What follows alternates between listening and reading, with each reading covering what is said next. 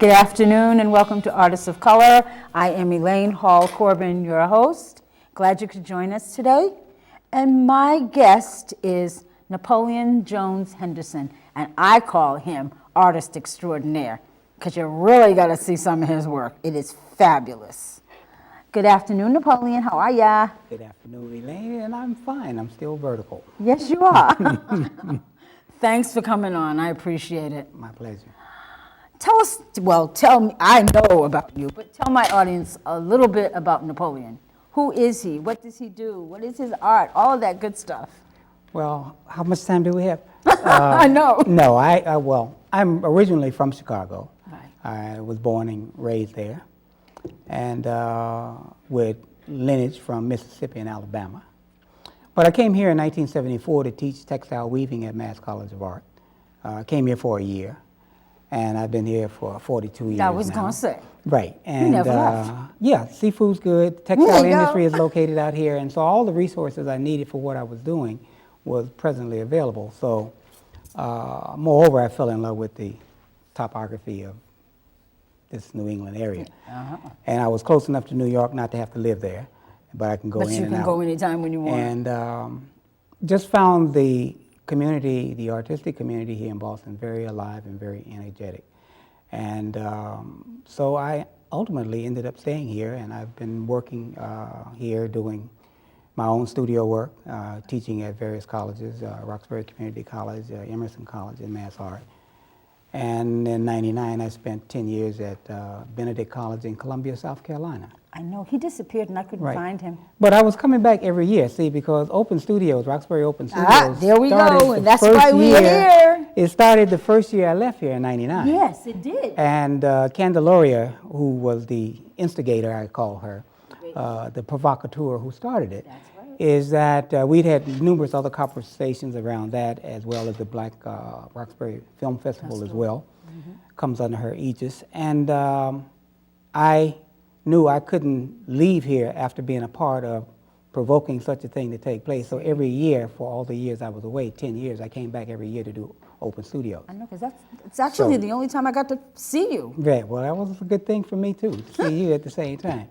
So I've raised two daughters here. I have a 14-year-old granddaughter who just started high school, and have been continually active in the larger community and doing public art commissions around the city. I've got a few here in the city. I've got one at Dimmock Community Health Center in the boardroom. Yes, you do. And the Black Falcon Cruise Ship Terminal. That one I don't know about. Roxbury Community College, the entry doors to the library. Yep. And that one was really most significant for me because, for a number of reasons. One, because it being the landmark institution, Roxbury Community College, and the extraordinary luck to be paired up with someone who is a mentor of mine who has recently passed on, John Wilson, who did the sculpture that sits out on the grounds of the Eternal college. Presence. And so that, as well as the most recent one, which is at the bowling building, where the Boston School Department is now presently located. It's in the lobby there, and that's a 29-foot by 8.5-foot piece that will be there for a good little while. I hope so. What is the name of that piece? Oh, it's entitled Roxbury Rhapsody. Okay, I like that. And well, I never knew what the name of that piece was. Well, that's the name, and what the meaning is quite different. Oh, see, totally different. Or rather, I should say quite deep. Okay. Because what it is, it's really the syncopated aesthetic vibrations of the black community of Roxbury. Okay. And a rhapsody is exactly a syncopated manner of sound, movement, and the spiritual realm in which people navigate life. And we most often associate rhapsody with music. But what I have endeavored to do all my career is to create what I call visual music. And so I invite everyone to go and take a look at the piece, and you'll see what I'm talking about. Every once in a while when I manage to get in the door, I do go and I look and I say, wow, but now that I know what the name, because I never knew, and I kept saying, I gotta check out Mr. Napoleon Henderson and Jones-Henderson and ask him what is the name of this piece. I love it. And then too, the piece is located, which is just a short distance from 12th Street Baptist Church. And now retired Reverend Haynes. Yep. His brother, who was one of the central energies in that piece, Roy Haynes, who is 90-some years old, 92 I think now, 93. And he is still playing. And so that piece is relative to not only the neighborhood itself, which is deeply rooted in music. Because Connolly's, which is no longer around, which used to be the Stardust Lounge, which the marquee over the top of it, I have. It was, it was between the building. When they tore it down, it was still laying out on between the building and the gate, the wall, rather, the fence between the public land and that land. And I just happened to be meandering around up there, and there it was. But you have Maconda McIntyre and his music, and with the whole McIntyre-Maconda project.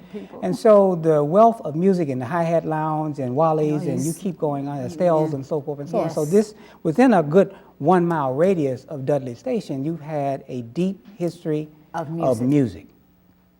Black music. Black music, thank you. And so as I remember talking with Jimmy Gifford, who was one of our local artists, who's passed on now. He would have been 105, I think, this year. The last time I got pictures of him. And when I met him, last time I saw him, I was given the description that he was a barber. And I said, Jimmy, I said, I understand you're a barber. He said, oh, no, excuse me, I'm not a barber. What do you say?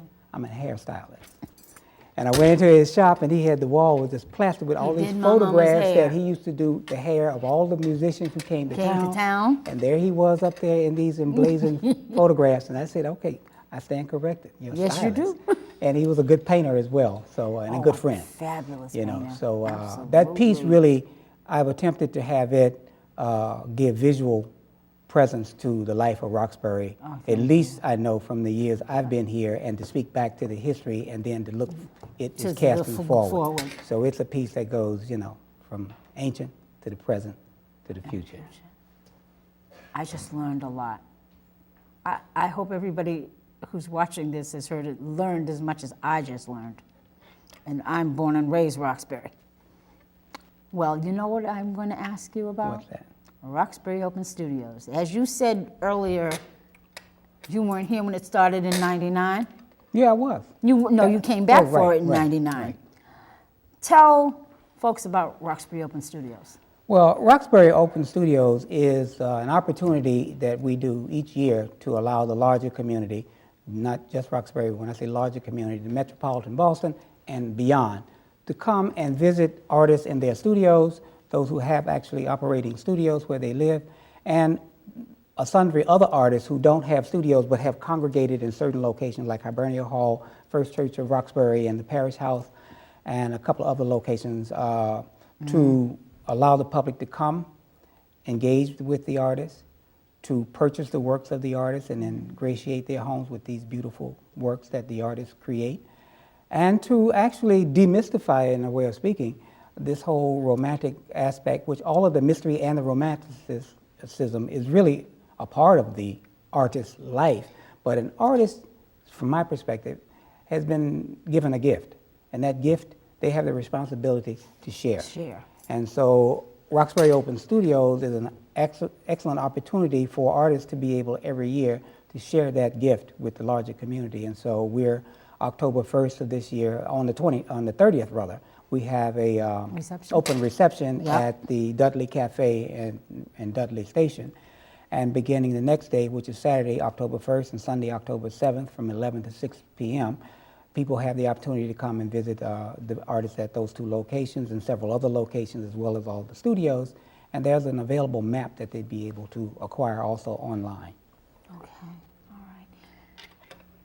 The history, which we did go by already, but who was the founder of Roxbury Open Studios? And let's talk a little bit about her. By Candelaria De Silva, who is still very active in Boston, but she's no longer connected with Roxbury Studios, Open Studios, in a direct way, but indirectly and spiritually and present with us. But she was a very wonderful friend not was, is a very wonderful she's a friend and neighbor wonderful who friend. lived, and what I meant used to live up the street from me. Oh! But she doesn't live there any longer, but we still are in contact. But she initiated and came up with the idea of a cultural, which presently now is being explored, a cultural district in Dudley. And so, as they say, the more things change, the more they remain the same. And so I think we're at the point now where her vision will come to life. Right. Okay. But she's a very talented sister, has been involved in writing and publishing books and keeping the larger community of artists engaged with what opportunities and other things that are out here for artists to, put themselves in touch with. And just simply a very dear and wonderful person. She is. And She also one of the instigator for the Roxbury Film Festival. Film Festival. So these Which two really bothered me when that changed. That was a whole change in... Well, things evolve, and they don't always evolve the way we necessarily want them, but nonetheless, they were initiated, they have a life and a legacy, and that is all due to Candelaria de Silva, and so it's like Elma Lewis. We're gifted, and we have to initiate things, and when we initiate them, they have to grow in their own life. That's true. And so, as the saying goes, our children are not ours, but they come through us. Yes. And so that's one of Candelaria's, those are two of Candelaria's children, there you beyond her real biological children. So she was just a gift. She is a gift to Yeah, Roxbury. yes, she is. She really is. I consider her like another one of my mentors, because when I started communications, I had gone to one of her, she had a 2-day workshop. And that was before she got Act Roxbury started. Right. And I went to both the days, and we talked about, I got a chance to talk with her, and we talked about my publication and the fact that I wanted to start. And she's the one that got me started and made me, I said, I needed to do that. And she told me, do it. Yeah, she was one, she always encouraged and pushed visual, well, artists, and when I say artists, I'm talking about performers, musicians, poets, writers, people who do hair, people who dance, people who do whatever. Artists. The whole, any expression of our aesthetic as a people, you are an artist. So artist is not, only located around those who make visual things, per se. It's about all the manifestations of life.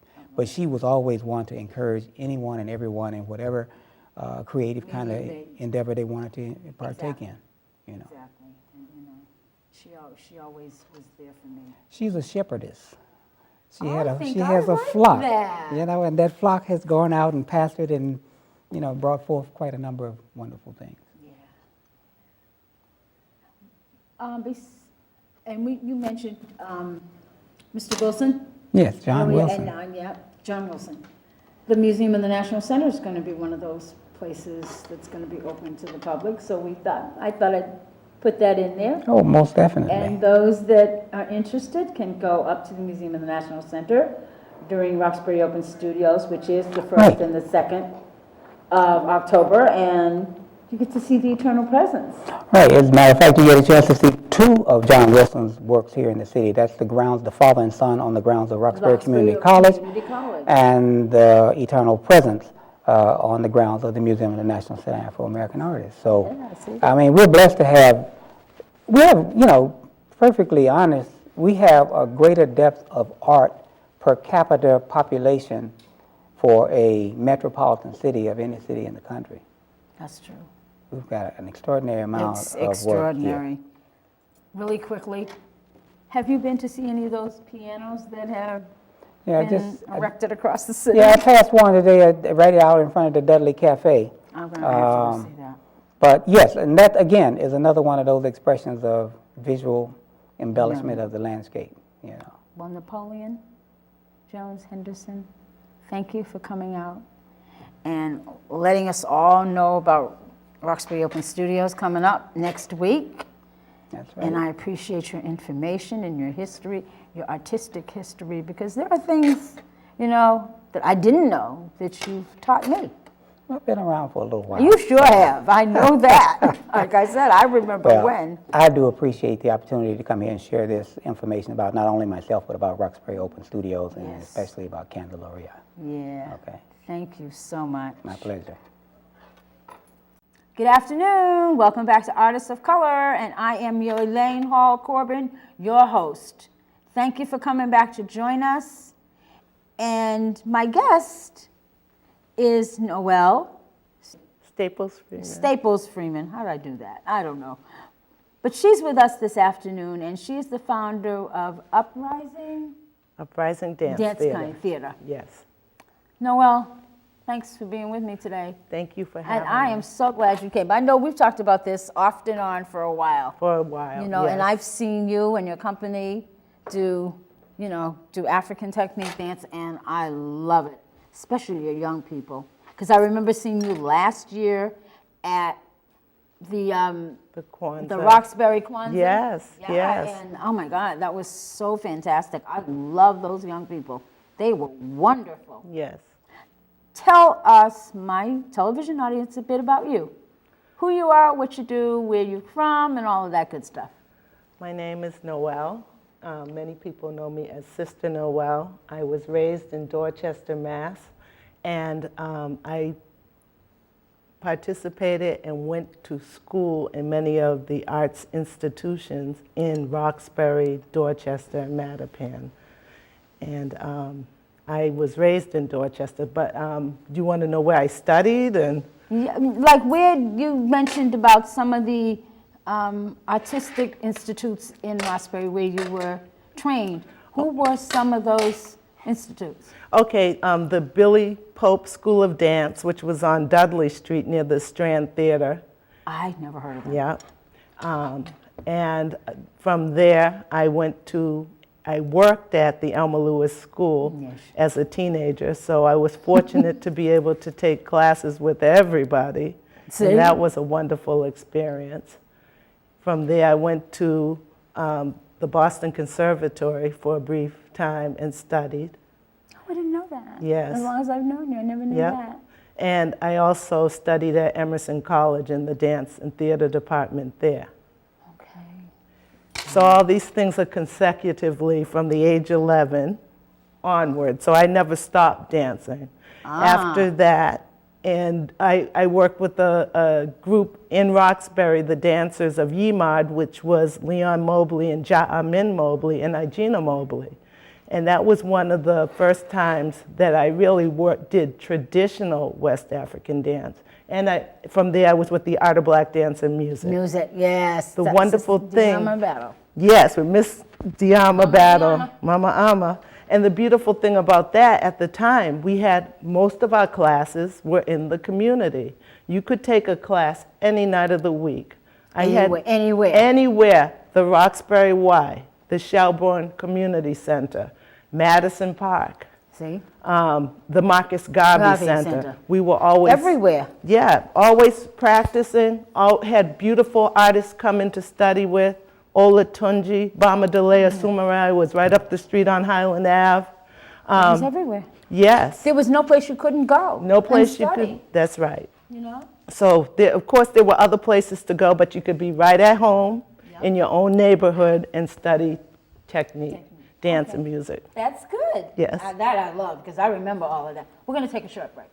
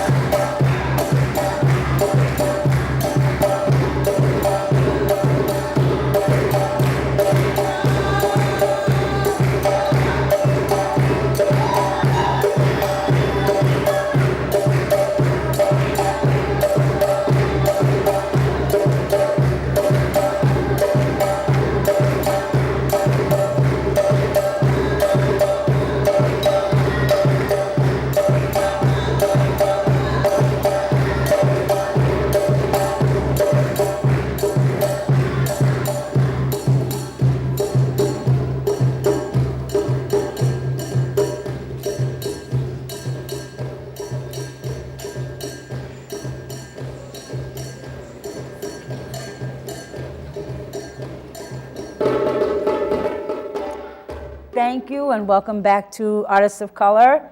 As you see, we just had a little brief clip from Uprising Dance Company, founded by Miss Noel Staples Freeman, founder of that company and also African Technique dance instructor.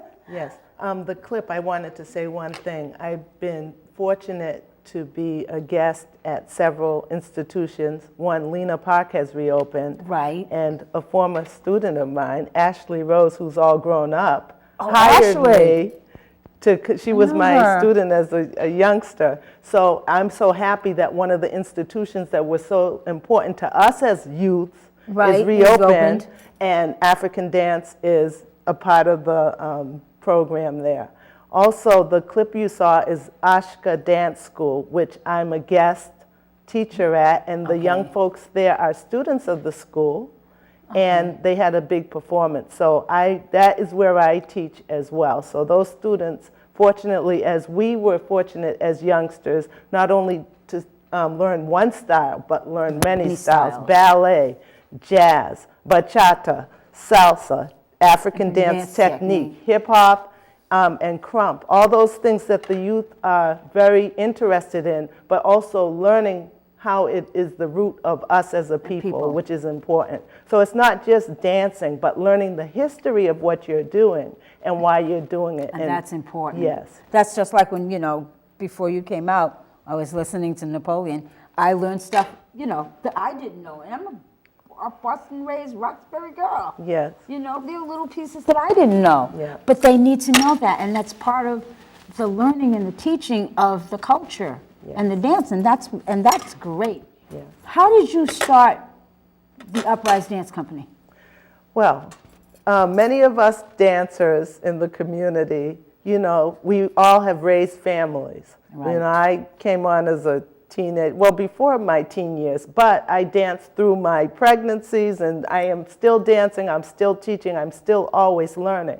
So as many of us had babies, we were still performing, we were still in dance companies, so we would bring our children with us. Many of our children are professional artists: dance, visual arts, music, film. So some of my babies, I call them my babies, they're in their 30s. They're your babies, but like you said, there you go. They're my babies, in but their they're 30s. also my colleagues' babies. So it's more like a village And when it's you more learn like a this art. family. Yeah, and Yes. it is a village. Yes. So I started in my home. Oh, really? Yep, right in my house. I would meet with a group of young people and our children on Sundays and practice. Wow. So although we all studied, many of us, we would get together, but every Sunday I would have practice, and that's how Uprising was born, and that's how it was an intergenerational group, because we love were that. families who were also artists. Yeah. And many of the things that we learn in the traditions are community-based dances, songs, music they have to do with life, wedding, birth. So when we go to a cookout, it's not just young folk or old folk, it's everybody. So that's kind of my thought around Uprising. I have to ask you, we're talking about the different types of dance. Yes. You know, what, because I have to ask this. Yes. What is crump? Okay. Thought I'd ask that question. That's a good question. I know at the ASSHKA Dance Studio, they have people who are teaching it. I know that crump has something to do more with, it comes from the soul. Okay, so that's not something you teach. I don't teach that. Okay. But it's something that deals with not just dance, but it deals with emotion. Okay. You know, and feeling. And I think it's a very important with everything that's going on today. It's quite a wonderful way to express yourself. I agree. You know, young men and young women. Okay. You know, and that's the same with African dance and any dance from the diaspora. It's an expression. It's an expression. Not only is it an expression, it's part of who we are. It's part of everyday life. Absolutely. It's part of everyday life. What do there is, what is ASSHKA? What does that stand? I know it's an acronym, so what does it stand for? ASSHKA Dance Company is directed by Lucy Daniel and Sister May, I call her. And that company deals with dance for the mind, body, and soul. It's a company that embraces the youth and teaches the youth and takes time to teach the youth the dance technique in different styles. Okay. But it also trains the dancer up to be a professional artist if that's the route they choose to go in. And what I love best about it, just as being a student at Elmer Lewis School in the Art of Black Dance and Music, you have many people of color and folks from all over who are, you know, when you see somebody that looks like you doing what you want to do, it makes quite an impact. It makes you want to do it even more. Yes, and I enjoy it because being, well, I'm not old, but being older, I feel happy to have been embraced by younger professional artists who value what I know as I value what they know. As you said, what is crump? I feel what it is because I've watched the young teachers teach it, but not just show you to dance, understanding it and within yourself gaining the feeling of what it means to you. So when I see a student develop and start out with African dance or crump, and you see that development and then you see the emotional development and owning the movement that you feel, there's nothing better than that when you make it your own. And that's it, making it your own. Absolutely. Making it your own. You're doing many things. I mean, tell me, your dancers, your students, they are little people all the way up. Where did they start with you? My youngest student is 5, but with Uprising Dance Theater, my students were from 3 years old up, training and performing. Wow. So yes. So we have a lot of young boys and young men that dance with the group. Oh, okay. Yes. Well, I noticed we've got, when you guys were getting set to try and figure out where was things, I saw you had one young man there. Yes, we have one young man with us today. Yeah. Yes. Yes. Do they love it? I mean, are they excited about what they do? They're excited about what they do. One thing that I find really interesting, one of the young men that couldn't be with us today spoke on how it is so important for what other things he does. Many of our dancers play soccer, play football. But I had asked him, how does that affect your game? And he talked about the lightness, you know, and the agility. Because once you become, you know, once you have that technique and you're using it, it becomes part of who you are in everyday life. That's right. You know? Yes. It does in everything you do. Yes. One of these days I'll get back to it. I'm not too sure. It's a thought. So you teach at the Lena Park Center? Yes.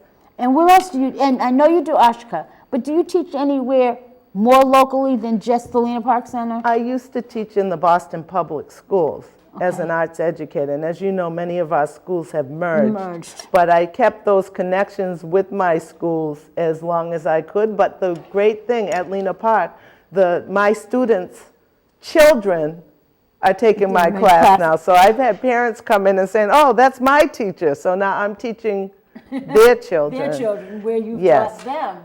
And one thing, you know how you said one day you'll get back to dancing. The wonderful thing is I have women of all ages up to in their 60s coming out religiously to their dance class.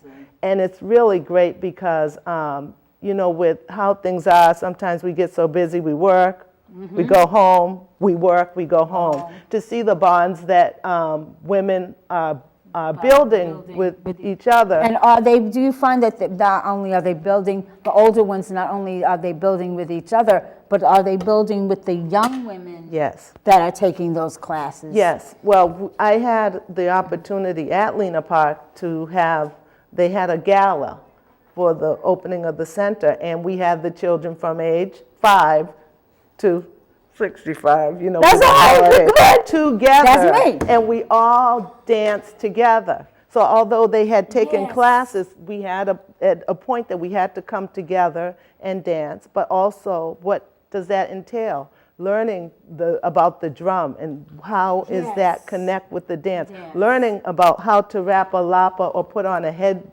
Headpiece, Yeah, if it's over 30 or 40 people, I can't wrap everybody up. So everyone got to learn all those other things about the culture. But it was a wonderful experience, and that's still going on at both ASSHKA and Lena Park. So we deal with families. We're going to take another break, and we're going to have another clip. And you can tell us about that. We'll be right back.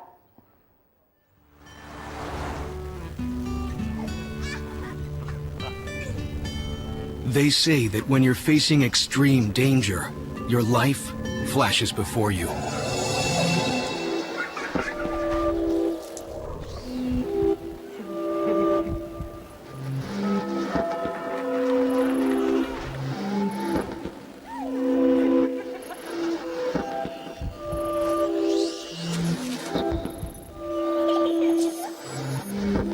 If you think that's sad, consider facing it before you even have enough life to flash before your eyes.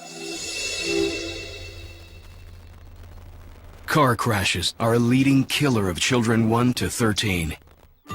Deaths and injuries can be prevented by using the right car seat. Visit safercar.gov/the-right-seat to know what is appropriate for each age and size.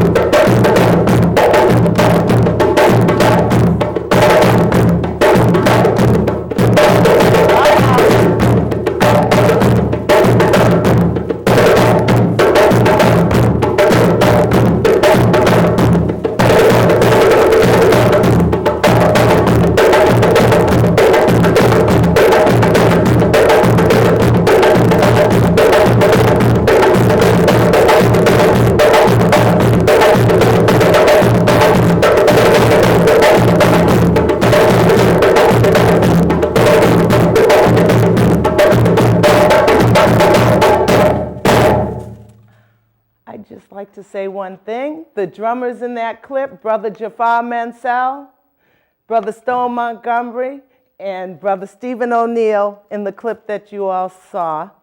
And now we're going on to Cuckoo.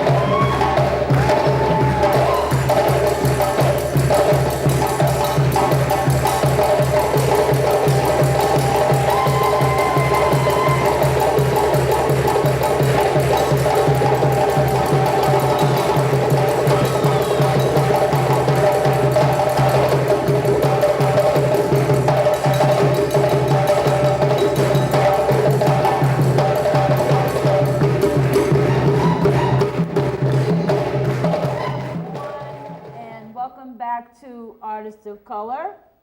And I want to thank my guest, Noel Staples Freeman, from, I'm going to say, Uprise Dance Company through ASSHKA. Yes. And I want to thank you. The dancers were absolutely fantastic. I had a ball. I wanted to get out there and dance. It was like, I'm good, you know? Yes. Now, you said, when you and I were talking a bit, that particular dance piece was from ASSHKA. To explain how. Yes, ASSHKA every year has a big dance-off, which every thing that the children have learned over the course of the year is showcased, along with the performance group. So children work their way up in the ranks to be considered for the performance team. Two of the young folks who did the first dance, Cuckoo, are from the performance team. Yes. And so my role at ASSHKA now is as a teacher as they're studying the traditions, which is now a component of the ASSHKA Dance School. Okay. Yes, and that was one of their fabulous performances. And their open house is Saturday. If you liked what you saw, families come down. It's in the community. It's a wonderful school. Yeah. And, you know, is there a meaning behind ASSHKA? Because that was what I was trying to get Come to the open house and you can meet What with if you Lucy, can't Daniel. get the open house? They're online on Facebook. Does it tell the history of what It ASSHKA tells means? the history of ASSHKA and the school. If you go to Sister Noel's African Dance, you'll see information about ASSHKA and the places that I'm at, and you will also see clips of the beautiful work that our youth have done at ASSHKA at Lena Park, and anything else in regards to us and artists who have come back to the community to visit. Oh, beautiful. Yes. That is great. I really loved having you, and it was, you know, they were absolutely wonderful. Thank you. Yeah, I mean, I got so carried away. I was going to get out there, but then I said, nah, I can't do that. I wanted to point out that Stephen O'Neill is a student from the Elma Lewis School of Fine Arts. That's and why a he student, said he thought he knew me. Yes, and he's a student of Babatunde Olatunji. Really? Yes, so everything has come full circle with us as artists. There you go. Thank you. Noel, thank you again. Thank you for inviting me and the group. The dancers, they were beautiful. They were so beautiful. Gonna have you guys back again.